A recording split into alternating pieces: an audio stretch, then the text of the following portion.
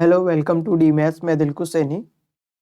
तो आज अपन डिस्कस करने वाले हैं यहाँ पर जो प्रीवियस ईयर के अपन क्वेश्चंस कर रहे थे, तो उनमें जो कंटिन्यू चल रहे हैं।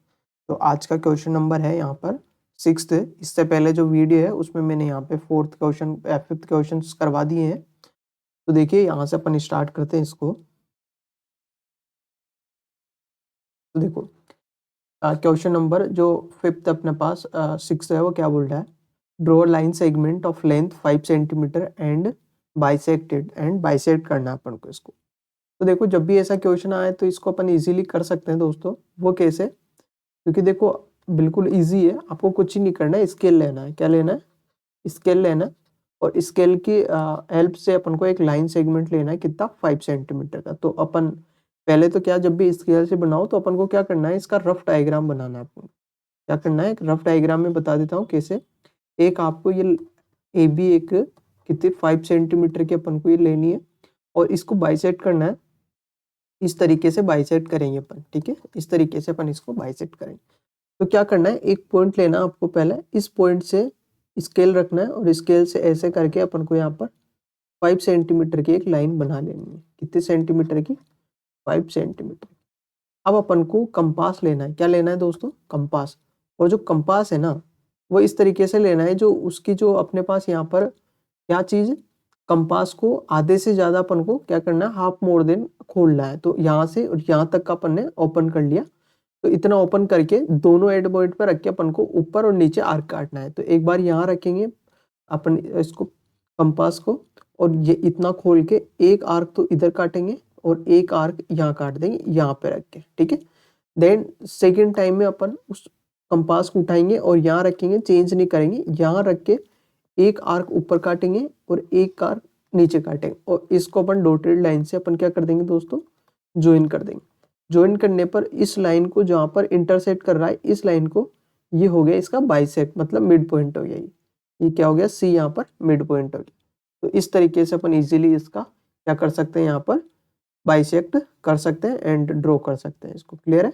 तो आशा करता हूँ ये चीज आपको यहाँ पर समझ में आ गई होगी। तो नेक्स्ट क्वेश्चन की बात कर लेते हैं यहाँ पर। नेक्स्ट क्वेश्चन है यहाँ पे question number 7। Find the nature of roots of quadratic equation 3x² minus 8x minus का 16 इज इक्वल टू 0। नेचर निकालने का फॉर्मूला होता है डी, जिसका फॉर्मूला होता है डिस्क्रिमिनेंट बोलते हैं। तो b² minus 4a small a c, ये होता है। अब देखो ये कहाँ से आता है, तो पहले अपन को क्वाड्रेटिक इक्वेशन की स्टैंडर्ड फॉर्म याद होना चाहिए। ax² plus bx plus c equal to 0 होती है।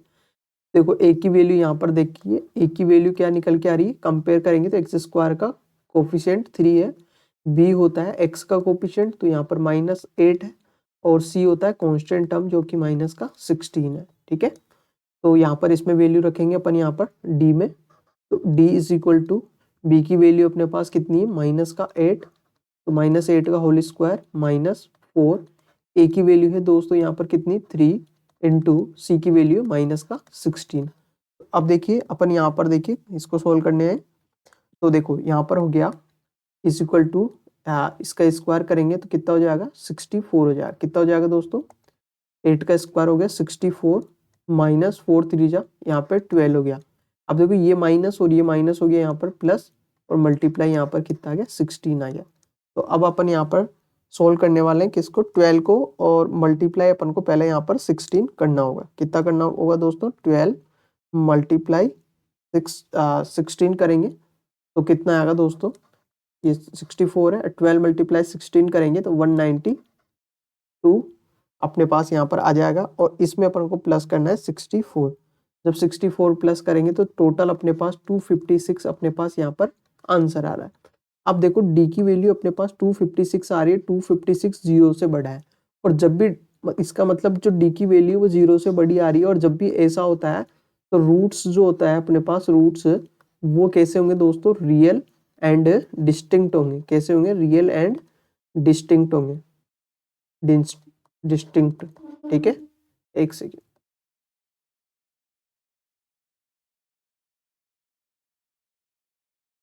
डिस्टिंक्ट कैसे होंगे दोस्तों, डिस्टिंक्ट होंगे, मतलब डिफरेंट होंगे, अपन ऐसा बोल सकते हैं। क्यों? क्योंकि यहाँ पर डी की वैल्यू ग्रेटर आ रही। अगर डी की वैल्यू यहाँ पर 0 की आ जाती ना, तो फिर रियल के साथ साथ रियल तो होते और उसके साथ साथ इक्वल भी होते, और अगर डी की वैल्यू लेस देन आ जाती ना, जैसे नेगेटिव आ जाती, तो फिर अपन वहां पे बोलते नो रूट्स, मतलब रूट्स एग्जिस्ट नहीं करेंगे। क्लियर है ये बात? तो अभी बट यहाँ पर अपन को क्या आया है अपने पास, यहाँ पर अपने पास पॉजिटिव आई है वैल्यू, इसका मतलब रूट्स जो होता है वो अपने पास रियल होंगे। कैसे होंगे दोस्तों? रियल होंगे। क्लियर है? तो ये इसका नेचर हो गया। तो नेक्स्ट बात कर लेते हैं यहाँ पर अपन नेक्स्ट क्वेश्चन की। नेक्स्ट क्वेश्चन है कि if Q01 is mid point of the points P और एंड R के, दो मतलब अपने पास दो पॉइंट है, कौन? एक तो है P एंड एक R है। इन लाइन को इन पॉइंटों को ज्वाइन करते हैं तो लाइन सेगमेंट बनती है। लाइन सेगमेंट का एक मिड पॉइंट है, कौन? P है, सॉरी Q है, और इस Q के कोऑर्डिनेट अपन को 0 1 दे रखा है, एंड इसके अलावा अपन को जो R कोऑर्डिनेट है इसके दे रखे हैं x एंड 6, और इसका जो वैल्यू दे रखा है वो कितना दे रखा है? 0 1। मतलब P एंड R दो कोऑर्डिनेट है अपने पास, और इन दोनों पॉइंट के एक मिड पॉइंट दे रखा है Q। तो अपन को यहाँ पर x की वैल्यू क्या करनी है? फाइंड करनी है। तो अपन इजीली यहाँ पर कर सकते हैं दोस्तों। देखिए कैसे। तो देखो हमें पता है कि Q मिड पॉइंट है, तो जब भी Q मिड पॉइंट होता है तो हमें पता है कि जो यहाँ पर ये कोऑर्डिनेट इसको एक्स वाई अपन बोलते हैं। ठीक है, क्या बोलते हैं दोस्तों? एक्स वाई बोलते हैं अपन। तो हमें मालूम होना चाहिए कि यहाँ पर जो x की वैल्यू है ना, इसकी जो वैल्यू है वो क्या होती है? फॉर्मूला होता है x is equal to x1 plus x2 upon 2 होता है। अब देखो यहाँ पे x की वैल्यू यहाँ से लिखनी है, ध्यान रखना, ये x की नहीं रखनी यहाँ से। ये तो 0 है इक्वल टू, ये अपने पास x2 है, x और ये y2 है। इस तरीके से ये अपने पास x1 है और ये y1 है। तो x1 हो गया अपने पास 0, एंड x2 जो है अपने पास यहाँ पर कितना है? x है, अपॉन में 2 है। 2 को क्रॉस मल्टीप्लाई करेंगे तो 0 इज इक्वल टू x, मतलब यहाँ पे x की वैल्यू ले दे के अपने पास कितनी आएगी दोस्तों? 0 आएगी। तो इस तरीके से इस क्वेश्चन को अपन यहाँ पर इजिली कर सकते हैं। तो नेक्स्ट क्वेश्चन देख लेते हैं दोस्तों अपन यहाँ पर। देखो नेक्स्ट क्वेश्चन है, देखो यहाँ पर वैल्यू फाइंड करनी है, तो आपको टेबल याद होनी चाहिए दोस्तों। अगर लर्न नहीं है तो आप लर्न कर लीजिए। अगर आपको बनाना नहीं आता है तो आप मेरे यहाँ पर प्लेलिस्ट में जाके यहाँ पे देख सकते हैं, या वीडियोस में जाके आप देख सकते हो कि सम एप्लीकेशन ऑफ ट्रिग्नोमेट्री जो वो एंगल्स हैं उनको अपन कैसे टेबल बना सकते हैं वो देख सकते हैं आप।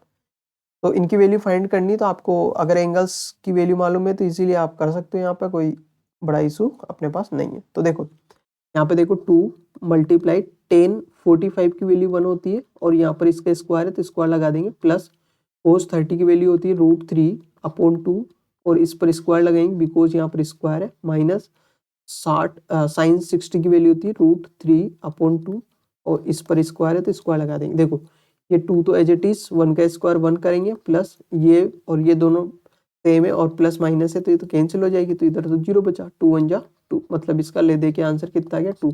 अब देखो इतना छोटा सा क्वेश्चन है, यहाँ पर 1 नंबर का क्वेश्चन है, इसको आप इजीली कर सकते हैं यहाँ पर दोस्तों। इतने इजी क्वेश्चन आते हैं वहाँ पे एग्जाम में। ठीक है, देखो ये वाला क्वेश्चन देखिए, प्रोबेबिलिटी वाला। एक बैग है, कंटेन कर रही है, उसमें 3 रेड बॉल है और 5 ब्लैक बॉल है, मतलब टोटल बॉल्स हो गए अपने पास, टोटल बॉल्स हो गए अपने पास कितनी?